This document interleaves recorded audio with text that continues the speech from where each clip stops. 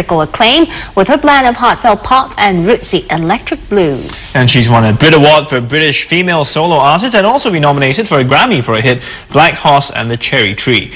And she's here in Singapore to make her Asian debut to promote her new album Drastic Fantastic. And guess what? We've got it live in our studio right now. So let's say hello and good morning, Katie. Thanks for coming in. No problem, pleasure. So first we got to ask you, you know, the name. You're called Kate. I think your nickname's Kate. So why Katie and why not just go with the Kate? Well, at the time that I was bringing an album out, there must have been about 10 female singer-songwriters, because I think when Norah Jones had her big success, it suddenly kind of opened the floodgates for people to get into female singer-songwriters again, which really hadn't been hugely popular since the late 60s. So I just kind of really needed to do something to stand out from the crowd, because there was Katie Mellower, who was already quite successful, Catherine Williams, you know, and now there's Kate Nash over in Britain as well. So there's just, it's quite, apart from anything else, it's quite a popular name in Britain. So I just needed to do something that kind of illustrated that I was had more of a band vibe. I'm a big fan of PJ Harvey. So and you know, the alphabet's KT actually is easier to remember. It just sticks in your head. Well, yeah, and I think that's the point, that I just kept seeing all these names, and particularly those friendly music journalists would just put all the girls' name acts in one bag, and you were just the same thing. You were a moaning girl singer-songwriter, and I just don't. Yeah, I don't really relate to that. And it's cool when they print it on newspapers. It takes less space, so they can make the font bigger. Exactly. There you go. Well, you know, you've achieved a lot more exposure with your song Black Horse and the Cherry Tree, which was performed on American Idol. Tell us what it was like when you realized that. I mean, when that song really sort of got the attention of the rest of the world in that sense. It was really, really surprising, because the song, it was a strange story to start with. It's basically what broke me in my career, because there's a fantastic show called Later with Jules Holland in the UK, which is really the holy grail as a musician, that you go on, you play live. And Nas the rapper had pulled out, and I got a call 24 hours before the show it was recorded. And I hadn't recorded the song. It wasn't on my album. It was a brand new song that I used my loop pedal.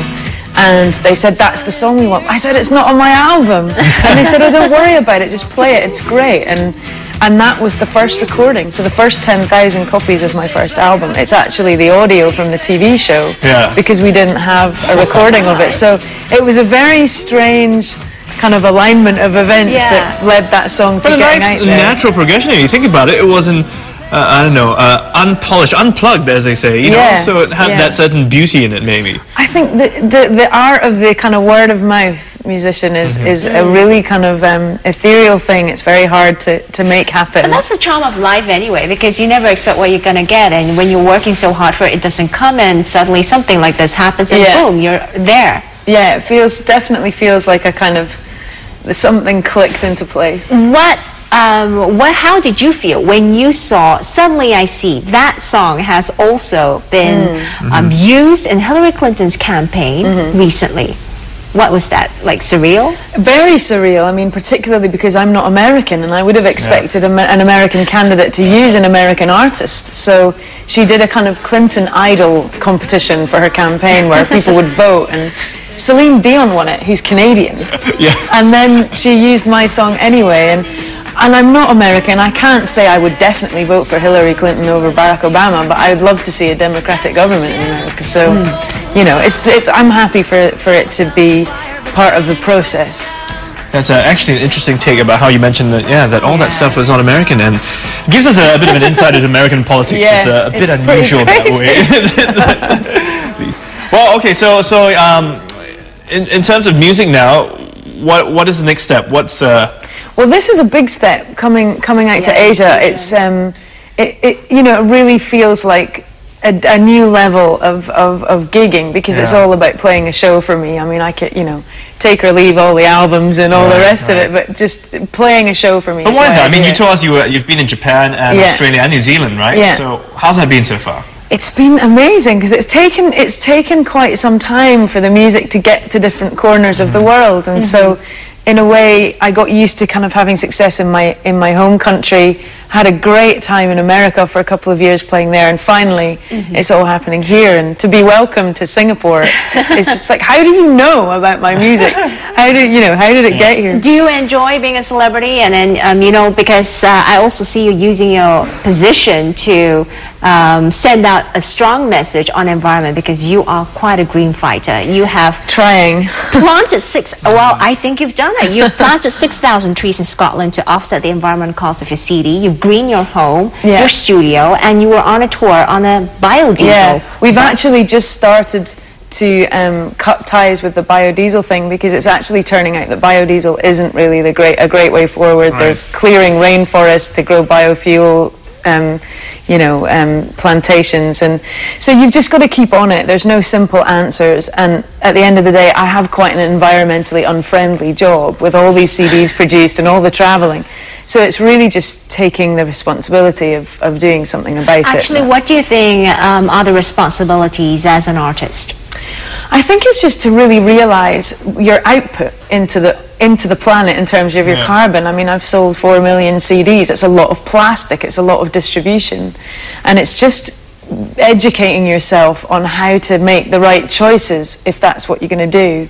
So it's, you know, offsetting my flights, or really, and out here in Asia, actually, the record companies agreed to do a completely eco-friendly packaging, where the tray that the CD sits in is actually made of potatoes. It's not plastic. So wow. Yeah, it's great. So if you get really hungry, you can just, you know, boil up your CD packaging. And I'm thinking for the record labels as well, it does mean a bit more money spent, you know, on packaging. It does. Yeah, it's greater outlay, but I think that really to have some self-respect in the face of new information about where we're at with climate change, that there really isn't any other choice. So you're saying that's incorporated in your latest album, Drastic Fantastic? It is, the potato thing? Yeah, it's in the deluxe version, and I think in Japan the actual album it's all recycled material. So there's just choices like that, and with your merchandise, your T-shirts, you know, there's companies that do fair trade cotton, and there's choices. Small movements like that really matter most. Well, you know, Drastic Fantastic, I was reading out a little bit, and that was supposedly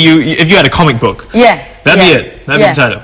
I just, you know, it's so exciting, the first 3 years of having success, and you know, you ask if I like celebrity. I love it in terms of being a musician. The personal side of it I find completely bizarre, you know, that anyone would be interested in what kind of apples I'm buying, or, you know, or which pub I go to have a pint in, or, you know, I find that all quite strange, so I kind of keep my head down, but it is a very intense existence, so it kind of feels like a comic book. It is, because sometimes you wonder, wow, my voice is heard even on trivial things, and it matters to people out there, even the little choices that you make. Well, just before we go, because we're running out of time, we have a question from one of your big fans, and in fact he said that he will see you at the concert, so obviously he's bought a ticket. He said, being an adopted child, you mentioned that you can imagine your life turning out in many, many ways, but what could you and couldn't you imagine being, and what other identities appeal most to you? Well,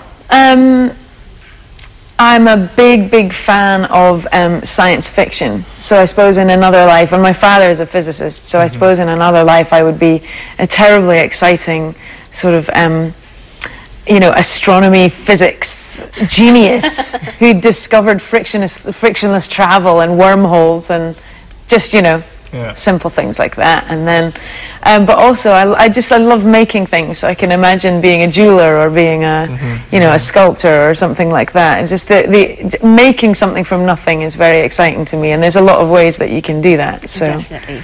Well, we have to thank our viewer, Nicholas Lim, who wrote in this email asking... And you're going to be making a lot of stuff, because we hear you're getting married at the end of the year. I am. Are you ready to make a big announcement to the public? Yeah, no, I have already, actually. It was nice to kind of share it with fans, and, you know, the British kind of tabloid press is fairly ruthless, and I just thought, you know what? I can't be bothered with all the is she, isn't she. I was like, on the website, get married, see you later. So no, I can't wait. I wasn't sure whether I was that traditional, but actually it feels great. It will be great. It will be great. Okay. Well, thanks so much for coming in, and have a great time here in Singapore. Thanks for having me here. And if you want to catch KT live in concert, you'll have to head down this evening to the Suntec City Convention Center. Tickets are available from Sistig. And here's a bonus for all of you out there watching Primetime Morning this Thursday. Concert organizers have just told us that if you purchase between now and 6 p.m. today, you will get 10% off your ticket price. What a bargain. So just head on to cystic.com.sg, log in there, or you can call 6348 5555 to pick up some tickets.